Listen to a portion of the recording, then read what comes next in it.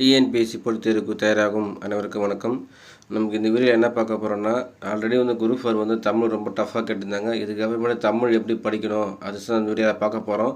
ஏன்னா குரூப் 2 சிலபஸில் பார்த்தீங்கன்னா யூனிட் 7 மட்டும்தான் பார்த்தீங்கன்னா அப் டு எஸ்எஸ்சி ஸ்டாண்டர்ட் வரைக்கும் கொடுத்துருப்பாங்க. அப் டு 10வது வரைக்கும் அந்த அளவுக்கு மட்டும் தான் கொடுத்துருப்பாங்க. மற்றது எல்லாமே எந்த யூனிட் மென்ஷன் பண்ணி போட்டாங்கன்னா பொதுவாக எல்லாமே ஜென்ரலாக கொடுத்தா மாதிரி தான் கொடுத்துருப்பாங்க. அது எந்த புக்கில் கவர் ஆகுது அப்படின்னு சொல்லிட்டு எதுவும் மென்ஷன் பண்ணவே இல்லை. ஸோ கண்டிப்பாக இதுக்கப்புறம் வர எக்ஸாம் எல்லாமே நம்ம வெளியிலேருந்து சோர்ஸ் தான் படிக்கிற மாதிரி தான் இருக்கும். ஸோ அதன் அடிப்படையில் குரூப் 4க்கு தமிழ் எங்கெங்கெல்லாம் எடுத்துருப்பாங்க சொல்லிட்டு நம்ம செக் பண்ணி பார்த்ததில்ல. பழைய புக்கு பார்த்தீங்கன்னா 10th புக்லேருந்து இருக்குது. ஸோ டெக்ஸ்ட் புக்கு சொல்லுவாங்க தமிழ், அந்த மாதிரி டெக்ஸ்ட் புக்லேருந்து இருக்குது. ஸோ இன்றைக்கி நம்ம 2 புக்கு பார்க்க போகிறோம். இலக்கண புக்கு அது கண்டிப்பாக இந்த 2 புக்குமே இலக்கணம்னா என்ன அப்படி சொல்லிட்டு பேசிக்காக ஃபுல்லாகவே எக்ஸ்ப்ளோராக கொடுத்துருப்பாங்க. ஒன்று ஸ்கூல் புக்கு தான், இன்னொன்று டெக்ஸ்ட் புக்கு மாதிரி வெளியில். கண்டிப்பாக இந்த வெளியில் வாங்கி படிங்க, நீங்கள் கண்டிப்பாக யூஸ்ஃபுல்லாக இருக்கும். ரொம்ப எளிமையாக கொடுத்துருப்பாங்க. அந்த அடிப்படை தான் ஃபஸ்ட்டு தமிழ் இலக்கணம் 10ஆம் வகுப்பு புக்கு சொல்லிட்டு எப்போனா 1957 வந்த புக்கு தான் இது பாடத்திட்டப்படி கொடுத்துருப்பாங்க. அன்றைக்கி ரேட் எவ்வளோனா ₹1.25 சொல்லிட்டு அந்த புக்கு. ஸோ இதில் பார்த்தீங்கன்னா இலக்கணத்தை பற்றி கொடுத்துருப்பாங்க. ஃபுல்லாக தமிழ் இலக்கணம் பற்றி ஃபுல்லாக கொடுத்துருப்பாங்க. அது க்ளீனாக தெளிவாக நம்ம படித்து புரிஞ்சுற மாதிரி தான் கொடுத்துருப்பாங்க. ஃபஸ்ட்டு பார்த்தீங்கன்னா எழுத்துக்கள் கொடுத்துருப்பாங்க. எழுத்துக்களும் முயற்சி பிறப்பு அப்படி சொல்லி கொடுத்துருப்பாங்க ஃபுல்லாகவே. அப்புறம் சொல்லின் வகை, ஏச்சொல், திரிசொல், வடசொல் எல்லாமே கொடுத்துருப்பாங்க. ஃபுல்லாகவே தெளிவாக இருக்கும். அதுக்கப்புறம் திசை சொற்கள், பொது பெயர், தான், தம் எல்லாம் இது பார்த்தீங்களா, இதுதான் ரொம்ப ரொம்ப முக்கியம். ஏன்னா இந்த மாதிரி நம்மளுக்கு நிறைய கொஸ்டின் கேட்குறாங்க. அதுக்கப்புறமேட்டு பார்த்தீங்கன்னா பொது பெயர்கள்லாம் சொல்லிட்டோம். அடுத்தது ஐம்பால் பெயர் விகுதிகள், உருவு மயக்கம், இதெல்லாம் தப்பாக கொடுத்துருவாங்க பார்த்தீங்கன்னா. என்ன கரெக்டான முறையில் பேச்சு வழக்கல் அதெல்லாம் இதில் இருந்தால் கண்டு கேட்பாங்க. வினைச்சொல், இலக்கண விரிவாக்கம் இது. அடுத்தது காலங்கட்டுரை பகுதி விகுதி சொல்ல கொடுத்துருப்பாங்க. பல வினையச்ச வாய்ப்பாடுகள், சினை முதல் வினை சொல்லுவாங்களா அது. அதுக்கு போனால் பொது வினை, வேறு இல், உண்டு, யார், எவன் அந்த மாதிரி. இப்போ இதெல்லாம் சிலபஸில் கிடையாது, நம்ம சிலபஸ் படிச்சால் பார்த்தோம். அதுக்கப்புறம் ஒற்றச்சம், இடைச்சொல், இலக்கணம். அடுத்தது எல்லா இடத்துலையும் ஒரு அசை சொல், உரி சொல், சால, ஜவ, ரணிக்கால சொல்லி போனால் அது கொடுத்துருப்பாங்க. அதுக்கப்புறம் பொது வினா வகைகள், விடை வகைகள், அடைமொழி, பொருள்கோள், ஓமொருபொருள் இதுதான் ரொம்ப ரொம்ப முக்கியம். ஏன்னா கண்டிப்பாக சிலபஸில் இருக்குது. ஸோ இந்த மாதிரி ஃபுல்லாகவே கொடுத்துருக்காங்க. அடுத்தது அகத்திணை, புறத்திணை ஃபுல்லாக கொடுத்துருப்பாங்க. யாப்பு, அணி வேற்றுமை அணி, சிலடணி, எல்லாம் வஞ்ச புகழ்ச்சி அணி எல்லாம் கொடுத்துருக்காங்க. அதுக்கடுத்து வாக்கியம், பல வினா வாக்கியம் இது கண்டிப்பாக சிலபஸில் நம்மளுக்கு வாக்கிய வகைகள் சொல்ல தனி வாக்கியம், செய்தி வாக்கியம், தொடர் வாக்கியம், கல வாக்கியம் சொல்லும்போது அந்த ஃபுல்லாக கொடுத்துருப்பாங்க. ஒரே கருத்தை பல உருவ வாக்கியங்களை வெளிப்படுத்துகிறோம். இதுதான் ரொம்ப ரொம்ப டாபிக். இந்த டாபிக் தான் வாக்கிய வகைகளை இப்போ நிறைய ரொம்ப டஃப்பாக கேட்குறாங்க. ஒரே கருத்தை பல உருவங்களை கொண்டது, இதுதான் ரொம்ப ரொம்ப முக்கியம். இதை நம்ம படிக்கணும். அடுத்து வாக்கிய அமைப்பு, அதுக்கு அடுத்தது வழிச்சொற்களை திருத்தமும், அடுத்து விலங்குக்குரிய இல வழக்குகள் இதுதான் ரொம்ப ரொம்ப முக்கியமான டாபிக் தான். வழிச்சொற்கள், அடுத்து விலங்குக்குரிய இல வழக்குகள், அதுக்கப்புறம் நிறுத்தக்குறி இப்போ இதெல்லாம் தேவை கிடையாது. பட் ஆனால் இது ரொம்ப முக்கியமாக, இந்த 2 டாப்பிக்குமே முக்கியமான டாப்பிக்கு. அதுக்கப்புறம் மரபு, அதுக்கப்புறம் பார்த்தீங்கன்னா ஊமையும் பழமொழிகளும் வைத்து பழமொழி இது ரொம்ப ரொம்ப முக்கியமான டாபிக் தான். அதுக்கடுத்து பார்த்தீங்கன்னா ஊமை, உருவக மாற்றம் எல்லாமே சிலபஸில் கொடுத்துருக்காங்க. அதுக்கப்புறம் வள்ளியில் மிகுமிடங்கள், மிகாமிடங்கள் தனியாக கொடுத்துருக்காங்க. சொற்களை இடைமுற்றுறது இது தேவை கிடையாது. ஸோ இந்த மாதிரி தான் பார்த்தீங்கன்னா பழைய புக்கு 10th புக்கிலேருந்து உங்களுக்கு ஃபுல்லாகவே கொடுத்துருக்காங்க. இந்த டாப்பிக்கை நீங்கள் படித்து புரிஞ்சினாலே இலக்கணத்தில் ஈஸியாக எடுத்துடலாம். ஏன்னா இப்போது இலக்கணம் எந்த புத்தகத்தையும் கேட்பாங்க நம்ம சொல்ல முடியாது. ஒரு புத்தகத்துலேருந்து வெளியெல்லாம் இல்லை வெளியிலேருந்து கேட்கலாம். ஸோ அந்த மாதிரி தான் கொடுத்துருக்காங்க. இந்த புக்கு பார்த்தீங்கன்னா நல்லாவே எடுத்துருப்பாங்க. எழுத்துக்களின் இடப்பிறப்பு அப்படி சொல்லிட்டு பார்த்தீங்கன்னா உங்களுக்கு நல்லாவே தெரியும். ஸோ உங்களுக்கு கண்டிப்பாக இந்த புக்கு இருந்தால் கொஞ்சம் வாங்கிங்க. வெளியில் கடையில் இருக்கும், இல்லை நிறைய லைப்ரரியில் அந்த புக்கு இருக்கும். ஸோ ஃபுல்லாகவே கொடுத்துருப்பாங்க. இதுதான் பார்த்தீங்கன்னா அடிப்படை. இதுலேருந்து தான் பார்த்தீங்கன்னா ஸ்கூல் புக்கிலலாம் கேட்குறாங்க. ஸோ பாடமும் பிரித்து கொடுத்துருப்பாங்க. ஸோ நம்ம என்ன பண்ணோன்னா இந்த மாதிரி டெக்ஸ்ட் புக்கை வாங்கி நீங்கள் படிங்க அப்படி தான் நம்ம சொல்கிறோம். கண்டிப்பாக இதுலேருந்து கொஸ்டின் வருவதான வாய்ப்புன்னு கேட்டால் கண்டிப்பாக இதுக்கு அப்புறமேட்டு தமிழை பொறுத்த வரைக்கும் எந்த புக்கிலேருந்து கேட்பாங்கன்னு கேட்டால் யாரெல்லாம் சொல்ல முடியாது. ஏன்னா அதில் தெளிவாக கொடுத்துட்டான். யூனிட் 7th மட்டும்தான் ஸ்கூல் புக்கிலேருந்து வர, மற்ற எல்லாமே வெளியிலே சோர்ஸ் தான். ஸோ நம்ம என்ன பண்ணோன்னா வெளியிலேருந்து தான் படிக்கிற மாதிரி தான் கொடுத்துருக்காங்க. சரி பார்ப்போம் கண்டிப்பாக குரூப் எப்படி வருதுன்னு. ஸோ இந்த மாதிரி புத்தகத்தெல்லாம் வாங்கி நீங்கள் கண்டிப்பாக படிங்க. இல்லைன்னா கூட நீங்கள் ஜெராக்ஸ் பண்ணோட வச்சு படிங்களா, கண்டிப்பாக உங்களுக்கு யூஸ்ஃபுல்லாக இருக்கும். நம்மளுக்கும் நிறைய கற்றுக்கலாம். இலக்கணம் அவங்க எப்படி கொடுத்துருந்தாலுமே நம்ம ஆன்சர் பண்ணுற மாதிரி தான் போகிற மாதிரி இருக்கும். அதனால் எப்படி இப்போ கொடுத்தாலுமே நம்ம படித்த மாதிரி நம்ம படிச்சுக்கணும், படித்து புரிஞ்சுக்கணும். அதுக்காக தான் நம்ம இந்த புக்கை ரெஃபர் பண்ணுறோம். இந்த புக்கெலாம் வாங்கி கொஞ்சம் படிச்சுங்க. அடுத்தது இன்னொரு புக்கு ஒன்று இருக்குது, சொல்லின் வகை, ஏச்சொல் எல்லாமே ஃபுல்லாக கொடுத்துருப்போம். ஏச்சொல் எல்லாமே அழகாக உங்களுக்கு தெரிகிற மாதிரி உங்களுக்கு படித்து நீங்களே புரிஞ்சுக்கிற மாதிரி தான் இலக்கணம் அவ்வளோ எளிமையாக எல்லா புக்குமே கொடுத்துருக்காங்க.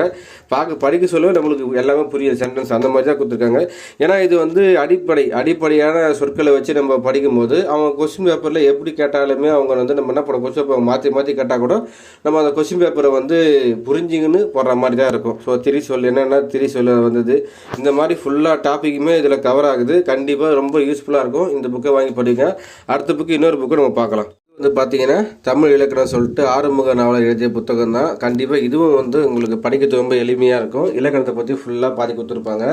ஸோ இதில் வந்து பார்த்தீங்கன்னா இது பல டெக்ஸ்ட் புக்கு மாதிரி தான். இதுலேருந்து தான் வந்து பார்த்தீங்கன்னா ஸ்கூல் புக்கு வந்து இருக்காங்க. இது வந்து பார்த்தீங்கன்னா இலக்கண சுருக்கம் சொல்லிட்டு ஆறுமுக நாவலர் எழுதியிருப்பாரு. நம்ம வந்து நூலாசிரியரில் படிச்சிருப்போம் ஆறுமுக நாவலர் எழுதிய நூல்கள் சொல்லிட்டு. கண்டிப்பாக அதுதான் அந்த புக்கத்தை நம்ம படிக்கிற மாதிரி வந்துருச்சு. ஏன்னா கண்டிப்பாக இப்படி தான் படித்தாகணும். இதுக்கு அப்புறமேட்டு ரொம்ப கடினமானதாக இருக்கும். ஸோ இதுவும் வந்து பார்த்தீங்கன்னா நீங்கள் வாங்கிக்கோங்க. அது வந்து பார்த்தீங்கன்னா இதை வந்து என்னென்ன பார்த்தீங்கன்னா 3 தலைப்பாக வந்து கொடுத்துருப்பாங்க. ஃபர்ஸ்ட் வந்து பார்த்தீங்கன்னா எழுத்து அதிகாரம், ரெண்டாவது வந்து சொல்ல அதிகாரம், மூணு வந்து பார்த்தீங்கன்னா தொடர்மொழி அதிகாரம். இது ரொம்ப ரொம்ப முக்கியமான வந்து பார்த்தீங்கன்னா சொல்ல அதிகாரமும் தொடர்மொழி அதிகாரம் தான் ரொம்ப ரொம்ப முக்கியம். ஏன்னா அந்தளவுக்கு தெளிவாக வந்து கொடுத்துருப்பாங்க. ஃபர்ஸ்ட் வந்து பார்த்தீங்கன்னா எழுத்து அதிகாரம்னா தமிழ் எழுத்துக்கள் எப்படி எழுதணும் அப்படின்னா சொல்லிட்டு ஃபுல்லாக விளக்கமோட ஃபுல்லாக கொடுத்துருப்பாங்க. இதாவது பார்த்தீங்கன்னா தொடர்மொழி அதிகாரம் வந்து பார்த்தீங்கன்னா தொகை சொல்லிட்டு ரொம்ப ரொம்ப ரொம்ப முக்கியமாக டாபிக். 2 டாப்பிக்குமே இதில் வந்து கவர் ஆகும். ஸோ இந்த மாதிரி தான் நம்ம இலக்கண புத்தகம்லாம் வந்து வெளியிலேருந்து வாங்கி நம்ம அதை படித்து புரிஞ்சுக்கணும். ஆனால் நம்மளுக்கு இந்த கேள்வி தான் அப்படியே கேட்பாங்கன்னு கேட்டால் கண்டிப்பாக இல்லை. ஏன்னா இதில் இருந்து படித்து நம்ம புரிஞ்சுக்கிற மாதிரி தான் வந்து பார்த்தீங்கன்னா கொஸ்டின் கேட்பாங்க. ஃபுல்லாகவே வந்து அடிப்படை தான். இது இலக்கணமாக அடிப்படை இப்படி தான் இருக்கும். இதில் வந்து நம்ம டெக்ஸ்ட் புக்கெலாம் வந்து எளிமையாக வந்து படிச்சிருப்பாங்க. நம்ம இதுவும் கொஞ்சம் எளிமையாக இருக்கும். ஸோ நம்ம படிக்கிறவங்களுக்கு கண்டிப்பாக ரொம்ப எளிமையாக இருக்கும். இதுக்கு அப்புறமேட்டு நம்ம இந்த மாதிரி தான் நம்ம படிக்கணும் அப்படி சொல்லிட்டு ஃபுல்லாகவே வந்து கொடுத்துருப்பாங்க. தயவுசெய்து வந்து இந்தமாரி புத்தகெலாம் வாங்கி வச்சு படிக்க ஆரம்பிச்சிடுங்க. ஏன்னா அடுத்த வர குரூப் 4 ஆகட்டும் சரி குரூப் 2 ஆகட்டும் கண்டிப்பாக இதுலேருந்து கேள்விகள் வருதோ இல்லையோ, ஆனால் நம்ம இலக்கணத்தை பற்றி அடிப்படை தெரிஞ்சுக்கணும். அவங்க கேள்வி எப்படி வந்து கேட்டாலுமே நம்ம வந்து அட்டன் பண்ணுற மாதிரி. ஏன்னா எழுத்து திறன்லாம் பற்றியெல்லாம் வந்து பார்த்திங்கன்னா உங்களுக்கு கொஸ்டின் வந்து நிறைய கொடுத்துருக்காங்க. அதுலேருந்து கொஸ்டின் கேட்குற மாதிரி, அதுக்கப்புறம் மரபு பிழை எல்லாமே வந்து கொடுத்துருக்காங்க. இதை எப்படி எழுதணும், பிழை இல்லாமல் எப்படி எழுதணும் எல்லாமே வந்து பார்த்தீங்கன்னா இதில் ஃபுல்லாக கொடுத்துருப்பாங்க. எழுத்து அதிகாரத்தில் சொல்லு அதிகாரத்தில் வந்து பார்த்தீங்கன்னா எப்படிலாம் சொல்லலாம் பேச்சு வழக்கு எல்லாமே கொடுத்துருப்பாங்க. அங்கே வந்து பார்த்தீங்கன்னா அந்த வினைத்தொகையெல்லாம் வந்து ஃபுல்லாக தெளிவாக கொடுத்துருப்பாங்க. உங்களுக்கு பார்த்தீங்கன்னா வினைமுற்று வினைத்தொகை முன் வல்லினமிகு, அதுதான் வல்லினமிகு இடங்கள் மிகாபடங்கள் ஃபுல்லாக கொடுத்துருப்பாங்க. பெயரச்சித்துப்புன்னு வல்லினம் எல்லாமே எதனால் வந்து உள்ள சில டீட்டெயிலாக வந்து தெளிவாக உங்களுக்கு வந்து பார்த்தீங்கன்னா எல்லா தலைப்புமே ஃபுல்லாக கொடுத்துருப்பாங்க. எடுத்துக்காட்டோடு இருக்கும். எல்லாமே வந்து பார்த்தீங்கன்னா உங்களுக்கு ரொம்ப ஈஸியாக இருக்கும். நீங்கள் ஒன் டைம் படித்தாலே வந்து போதும். சரி இதெல்லாம் படிக்கணுமான்னு கேட்டால் கண்டிப்பாக இதுக்கு அப்புறமேட்டு போட்டிகள் ரொம்ப நடைமுறை கொஸ்டின் பேப்பர் ரொம்ப டஃபாகி தான் போகும். அதனால் நம்ம என்ன பண்ணோம்னா நம்ம வந்து படித்து புரிஞ்சுக்கிட்டு தான் எழுதணும். ஏன்னா இந்த மாதிரி நம்ம இலக்கணம் அடிப்படையாக தெரிஞ்சினா தான் நம்மளுக்கு பிரித்து எழுதுதல் சேர்த்து எழுதுதெல்லாம் வந்து பிழை இல்லாமல் எழுதுறதுக்கான இதெல்லாம் ஒரு அடிப்படையாக இருக்கும் நம்மளுக்கு. அதுதான் நம்ம சொல்கிறோன்னா இந்த மாதிரி புத்தகத்தெல்லாம் நீங்கள் வாங்கி கண்டிப்பாக நீங்கள் படிக்கணும். அதுதான் நம்ம சொல்கிறோம். ஆல்ரெடி வந்து ஒரு புத்தகம் வந்து 10th புத்தகத்தில் வந்து போட 1957. இது வந்து பார்த்தீங்கன்னா டெக்ஸ்ட் புக்கு ஆறுமுக நாவலர் எழுதிய புத்தகம் தான் இதுவும். ஸோ இதுவும் நீங்கள் படித்து உங்களுக்கு பார்த்தாலே தெரியும் என்னென்ன டாப்பிக்கில் இது கவர் ஆகுது சொல்லிட்டு அப்படியே பார்த்துன்னு வாங்க. கண்டிப்பாக நம்ம இதுலேருந்து இதுக்கு அப்புறமேட்டு எப்படிலாம் கொஸ்டின் கேட்பாங்க அப்படி சொல்லிட்டு என்னென்ன தலைப்பு வச்சு நம்ம புதுசாக டிஸ்கஸ் பண்ணுவோம் படிப்போம் கண்டிப்பாக. ஏன்னா இதுக்கு அப்புறமே இப்படி தான் படித்தாகணும். எழுத்து அதிகாரம் முடிச்சதுக்கப்புறம் சொல்ல அதிகாரம், திசை, எண், இடம் எல்லாமே ஃபுல்லாக உங்களுக்கு சொல்லின் வகைகள் அடிப்படையிலேருந்து ஃபுல்லாக தன்மை பெயர்கள் இதில் தான் ரொம்ப முக்கியம். தன்மை பெயர்கள் என்ன, முன்னிலை பெயர்கள் என்ன, இதுதான் நம்மளுக்கு அந்த வழக்கு பேச்சு வழக்கு அதுக்கப்புறம் பிழை வழா நிலை இதெல்லாம் சொல்லுவோம் பார்த்தீங்களா. அந்த மாதிரிலாம் நம்மளுக்கு அட்டன் பண்ணுறதுக்கு ஈஸியாக இருக்கும். ஸோ இந்த புத்தகத்தெல்லாம் நம்ம வாங்கி கண்டிப்பாக படிக்குங்க. ஏன்னா இந்த மாதிரி தான் கேட்பாங்க. இதுக்கு அப்புறமேட்டு இதை கொடுத்துருப்பாங்க பாருங்கள். இந்த மாதிரி ஒவ்வொன்றும் ஃபுல்லாக வந்து கொடுத்துருப்பாங்க. எல்லாமே வந்து எது கரெக்டான முறை பேச்சு வழக்கு எது தப்பான முறை சொல்லிட்டு இலக்கணம் ஒன்று கொடுத்துருப்பாங்க. இது ஃபுல்லாக நீங்கள் ரொம்ப ரொம்ப முக்கியம். இதெல்லாம் படித்து ரொம்ப நல்லது தான். கண்டிப்பாக இது வந்து பயனுள்ளதாக இருக்கும். இந்த மாதிரி வந்து இலக்கணம் பொறுத்த வரைக்கும் இந்த 2 புக்கும் நீங்கள் ஃபாலோ பண்ணால் மேக்ஸிமம் வந்து கவர் ஆகிடும். எந்த ஒரு பிரச்சனையும் இருக்காது. ஏன்னா படிக்கிறதுக்கு ரொம்ப ஈஸியாக இருக்கும்.